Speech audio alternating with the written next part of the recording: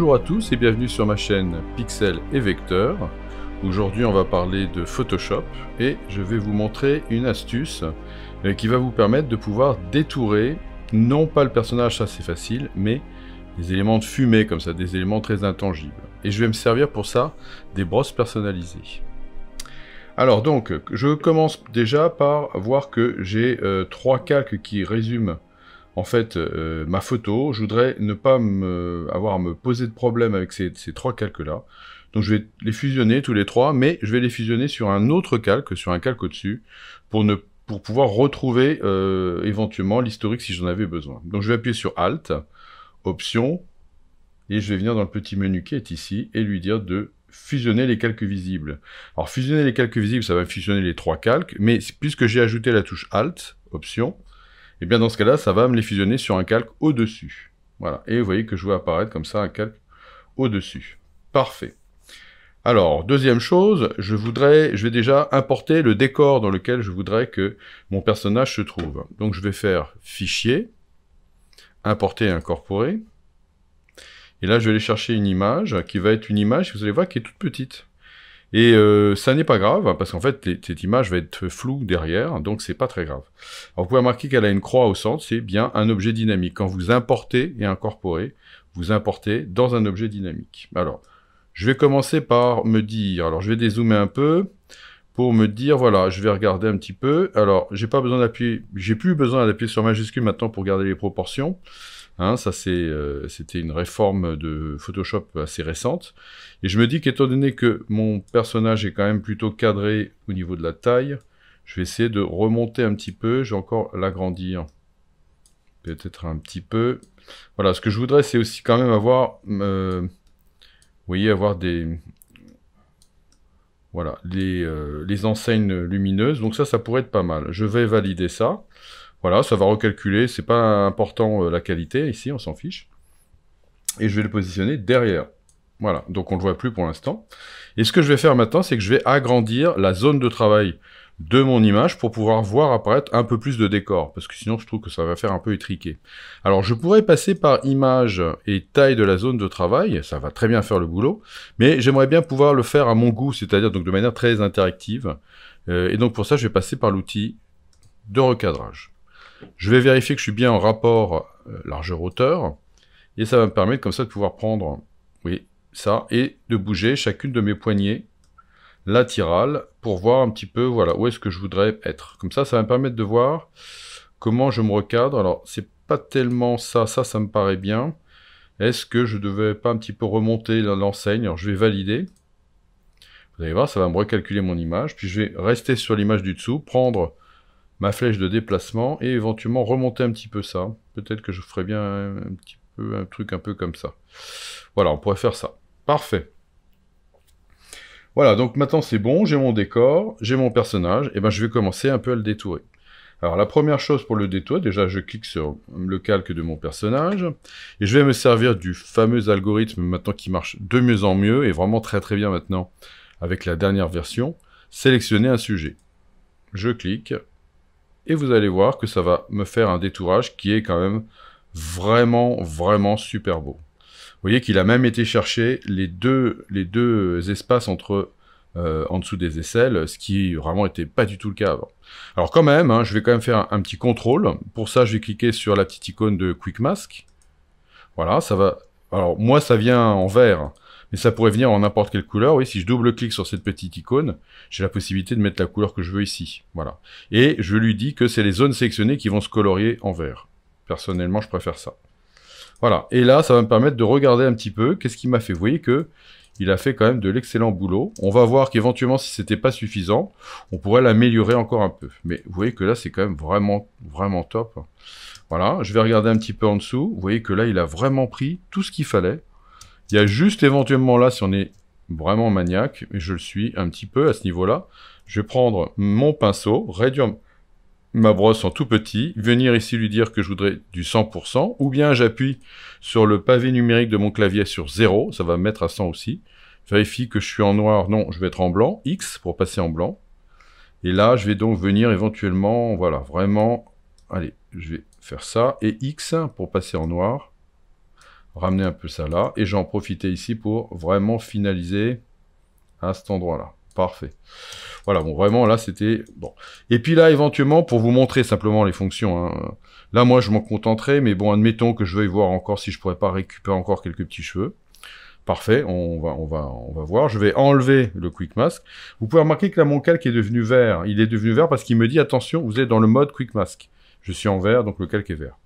J'enlève le mode Quick Mask, vous voyez que mon calque est redevenu normal, et j'ai mes petits pointillés qui sont réapparus. C'est parfait. Je vais revenir sur mon outil de sélection, et je pourrais faire un petit sélectionner et masquer. Voilà, alors là, vous voyez, là c'est rouge, hein, mais ça revient au même, je pourrais aussi le remettre en vert si je voulais. Et là, ce que je vais faire, c'est que simplement aller prendre la deuxième brosse ici, une petite brosse, et je vais venir peindre un petit peu là pour lui dire, est-ce que tu pourrais essayer de trouver encore un petit peu quelque chose là. Voilà, il va recalculer, mais vous voyez qu'il va rien me faire de plus. Voilà, mais c'était pour vous montrer qu'on pourrait éventuellement avoir ce genre de choses-là. L'intérêt de là, c'est que je vais pouvoir me mettre en mode transparent, voilà, pour voir un petit peu tout de suite. Vous voyez le détourage de mes cheveux qui sont quand même vachement bien. Là, j'ai juste un petit trou. Je vais prendre la troisième brosse, me mettre en plus et lui dire, vas-y, enlève, remets-moi ici, je ne veux pas avoir de trou ici. Voilà. Donc, vous voyez là, je peux aussi gérer d'un point de vue purement manuel, même dans une fonction qui est plus ou moins automatisée. Et puis là, je vais terminer en lui disant que je voudrais non pas une sélection, mais un masque de fusion. OK. Et là, voilà, je me retrouve bien avec, vous voyez, mon mannequin qui est quand même vraiment bien détouré. Vraiment. Et vous voyez que j'ai bien mon décor tout autour. Super. Sauf qu'évidemment, je n'ai pas ma fumée. Bon, bah c'est ce qu'on va faire maintenant. Alors, pour pouvoir faire apparaître la fumée, bah c'est très simple. Je vais commencer par neutraliser mon masque pour faire réapparaître la fumée. Alors, pour neutraliser le masque, touche majuscule et je clique sur le masque. Vous voyez, il y a une croix rouge qui apparaît. Mon masque est neutralisé. Je vais voir donc réapparaître ma fumée. Et là, je vais venir prendre un petit lasso et je vais lui dire, voilà, grosso modo, il faudrait que j'aille prendre, voilà, quelque chose. Voilà, c'est toute cette partie-là qui pourrait éventuellement m'intéresser, essayer de récupérer le maximum pour avoir un beau détourage de cheveux. Je sélectionne tout ça, je viens me positionner sur mon mannequin, hein, sur mon personnage. Et là, je vais faire un copier. Alors, je le fais par le menu, mais vous avez compris tout ce qu'on fait, copier, pomme C, CTRL C. Voilà, donc maintenant que je l'ai copié, si je crée un nouveau fichier, eh bien, vous allez avoir le presse-papier qui va prendre exactement la taille de votre copie. Donc, c'est parfait. Je fais créer et je vais pouvoir faire un coller. Donc, vous voyez le coller ou le pomme ou CTRL V et vous allez avoir la fumée qui va venir se coller donc dans votre nouveau document. Alors, c'est parfait parce que ce document, j'ai besoin de travailler un peu avec avant de pouvoir le ramener ici dans ma photo. Alors, je vais faire en fait une brosse personnalisée. Vous allez voir, c'est quelque chose qui est très très puissant. Et pour ça, il faut que mon document déjà il soit en noir et blanc. Alors déjà, vous voyez, j'ai pas besoin de calque. Je vais fusionner pomme E, CTRL E. Je vais tout fusionner pour être tranquille. Et là, je vais lui dire que j'aimerais déjà faire donc un noir et blanc. Voilà. Le noir et blanc en question, je pourrais effectivement contraster. Je pourrais contraster par ici. En fait, il faudrait que le blanc et le noir soient plus, voilà, plus visibles. Donc, je pourrais essayer de voir si je peux obtenir quelque chose par là. Voilà, mais bon, de toute façon, je vais me faire un petit niveau après. Donc, je fais ça déjà. Et le truc qui va être super important, c'est qu'il faut que j'inverse. En fait, les parties qui vont être marquées dans mon image, que l'on va voir apparaître, sont les parties qui sont ici en noir. Donc, il faut que j'inverse. Donc, on fait une inversion avec pomme, commande pour les Mac, et contrôle pour les PC, I pour inverser. Voilà, et là, vous voyez que je vais avoir maintenant, c'est ça que je veux être vraiment comme ça, à l'envers. Parfait. Donc, maintenant, je peux me faire un petit niveau. Alors là aussi, pas la peine de faire des calculs de réglage, hein. Là, on fait quelque chose de définitif.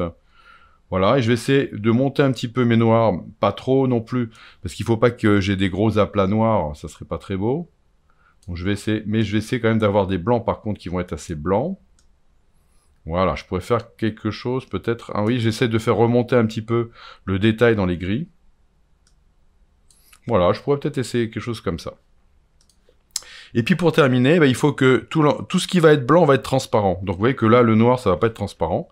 Je vais prendre mon pinceau, appuyer sur la touche D pour obtenir du noir et du blanc, appuyer sur la touche X pour passer en blanc, prendre une belle brosse avec une dureté à 0, et venir lui dire qu'il faut absolument ici que tout ça, ça devienne blanc. Et que là, vous voyez, on est quelque chose de diffus. Qu'on passe du blanc au gris éventuel, voilà, sans heurts, pour que ça se voit pas. Mais là, vous voyez, je suis en train de peindre tout autour. Voilà, pour qu'on obtienne, en fait, ce qui va être important, c'est les parties noires et grises, c'est ma fumée. Voilà. Voilà, donc n'hésitez pas, voilà, faire tout le tour, à vérifier. Ici, éventuellement, si vous ne vouliez pas que ce soit gris, vous pourriez aussi intervenir. Là, je pourrais aussi intervenir ici, mais on va voir qu'on va prendre une autre brosse pour terminer, parce qu'évidemment, la fumée est bloquée là par le bord, et nous, on voudrait quand même que la fumée continue un petit peu, on va voir ça après. Donc maintenant que j'ai fait ça, je vais dans le menu édition, et je vais faire définir un pinceau prédéfini. Et regardez ce qui va apparaître. Vous allez voir votre fumée ici. Vous voyez que maintenant on voit bien que c'est blanc, vous voyez que c'est à inverser, et que ce qui va être blanc va retenir de la couleur, et ce qui va être noir ne va pas en retenir comme un bon masque de base. Je peux l'appeler par exemple fumée cigarette. Voilà, et je fais OK là-dessus. Voilà, et vous voyez que j'ai tout de suite ma brosse. Alors, nous on s'en fiche parce qu'on va reprendre notre image qui est là. Donc évidemment, là je vais désélectionner, pomme ou CTRL D, et je vais remettre mon masque. Donc je refais majuscule clic sur mon masque, je reviens sur mon personnage, et surtout je mets un calque par-dessus pour faire accueillir ma brosse. Vous voyez que j'ai toujours ma brosse au bout de mon curseur, puisque j'ai rien fait entre-temps, donc il a gardé la dernière brosse. Je vais venir me mettre en blanc, je pourrais peut-être me mettre avec une couleur, j'aurais pu essayer de me prendre une, vous voyez, avec la... Comme j'ai une brosse, si j'appuie sur la touche Alt, je vais avoir la pipette. Je pourrais essayer d'aller me chercher une couleur un petit peu comme ça pour que ce soit un peu plus raccord. Et je vais essayer de retrouver à peu près comme c'était ici, ça devait être par là. Hop, je clique. Et vous voyez que j'obtiens, et ben voilà, ma fumée. Super. Voilà, donc je pourrais cliquer une deuxième fois, mais si je clique une deuxième fois au même endroit, hein, si j'avais fait un double clic, j'aurais eu quelque chose de beaucoup plus dense, trop blanc, enfin ça me convient pas trop. Je vais m'arrêter là. Par contre, une fois que j'ai fait ça, il faut que je retourne ici dans mes pinceaux et que j'aille reprendre ma brosse ronde par défaut. C'est celle qui est tout à fait en haut, et je vais prendre celle qui est floue. Voilà, parfait.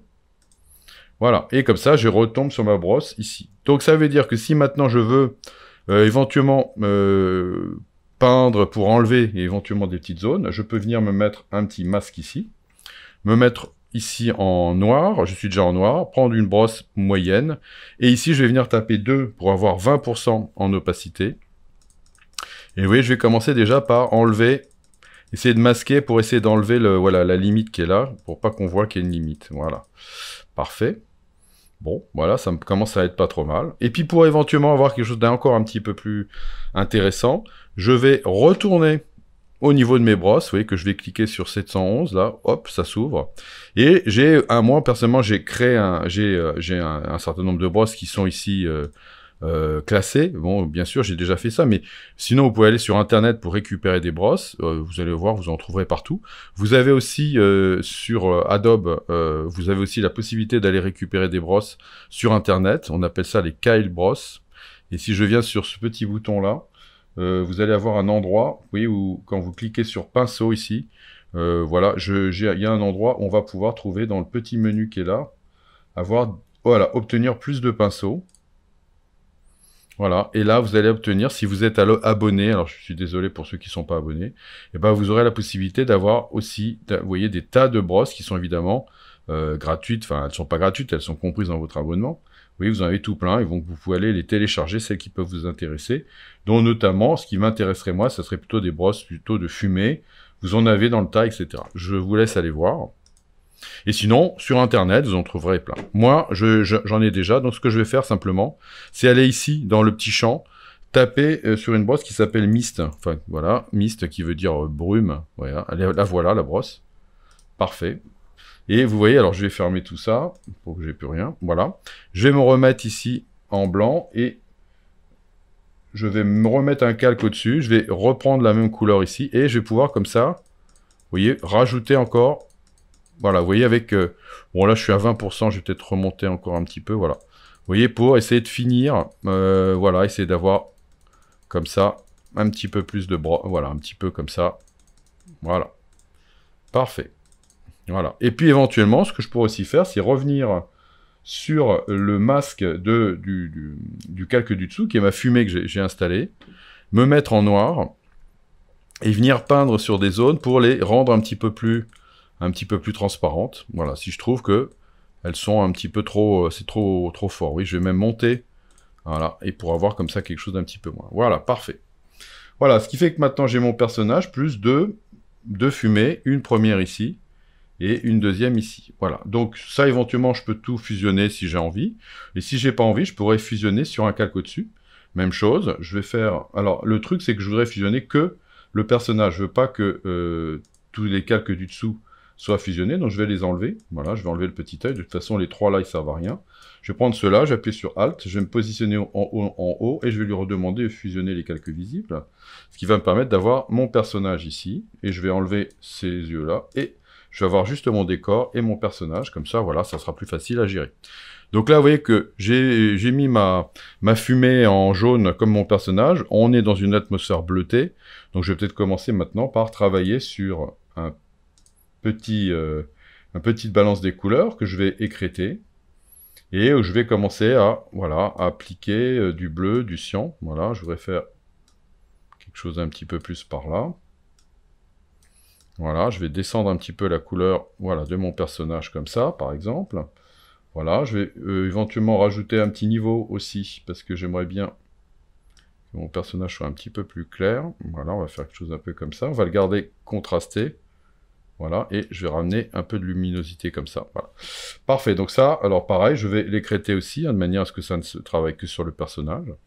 Et puis maintenant, je vais mettre un calque vide par-dessus. Je vais aussi l'écrêter. Alors pour écrêter un calque vide, vous appuyez sur la touche Alt et vous mettez entre les deux. Quand je dis écrêter, ça veut dire que ce calque, ou les deux niveaux, le niveau et la balance des couleurs, ne vont s'appliquer qu'au calque qui est souligné. C'est-à-dire en fait le calque de mon modèle. Parfait. Et dans ce calque-là, je vais le mettre en mode couleur, par exemple. On pourrait changer. Je vais me remettre avec une brosse de base, voilà, une brosse ronde. Et je vais venir lui dire, avec donc la pipette, en appuyant sur Alt, que j'aimerais bien me prendre une couleur, voilà, qui correspondrait un peu à ça. Pareil, je vais me mettre aux alentours 27% et je vais venir peindre. Et vous voyez que là, ce que ça va faire, je vais commencer à lui dire, voilà, maintenant je voudrais mettre une petite ambiance, voilà. Et donc je vais me dire que de devant, il y a peut-être une lumière jaune qui peut peut-être un peu taper sur son décolleté, éventuellement sur son visage. Sur les côtés, je voudrais que ce soit plutôt la lumière du décor qui va venir taper. Donc je vais déjà commencer par mettre du bleu, comme ça. Voilà, vous voyez, sur la fumée aussi, j'aimerais bien que ce soit plutôt bleu comme ça, blanc. Parfait. Donc, vous voyez que avant, après, parfait. Là, je commence à trouver que c'est mieux. Et puis, je vais en profiter pour faire un petit Alt et me mettre sur du rose. Et puis, me mettre un autre calque pour pouvoir éventuellement les contrôler. Je vais faire l'écrêter aussi.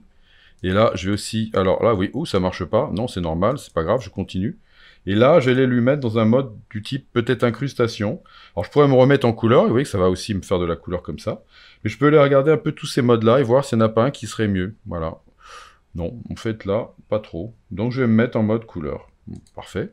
Donc là, vous voyez, je vais avoir plutôt du rose. Alors, vous voyez que là, quand je peins à cheval, eh bien, ça ne peint que sur mon modèle. C'est tout l'intérêt d'avoir des calques écrêtés. C'est que, quoi que je fasse, de toute façon, je vais en fait bénéficier du détourage que j'avais fait du personnage. Ici, j'ai un petit peu de vert, de rose. J'ai envie d'en mettre un petit peu aussi ici. Voilà, bon, ça, c'est libre à moi, hein. Voilà, là. Et puis là, tiens, sur les cheveux ici, j'aimerais bien mettre un petit reflet, comme s'il y avait un néon vraiment fort qui venait taper là, on va dire celui-là, qu'on voit pas, qui est hors champ. Je vais recréer un autre calque, ici, refaire un plus. Je vais venir le positionner par-dessus, voilà.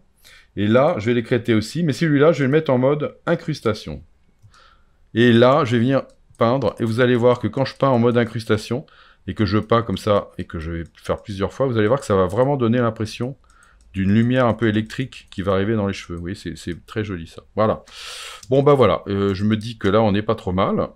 Bon, voilà, j'ai mon ambiance. Et puis, ce que je vais faire pour terminer, c'est que je vais venir maintenant reprendre mon décor. Donc, il se trouve ici, mon Tokyo décor. Et il est déjà en objet dynamique, c'est parfait. Je vais juste avoir besoin de faire filtre, d'aller descendre dans donc la galerie d'effets de flou, flou de profondeur de champ.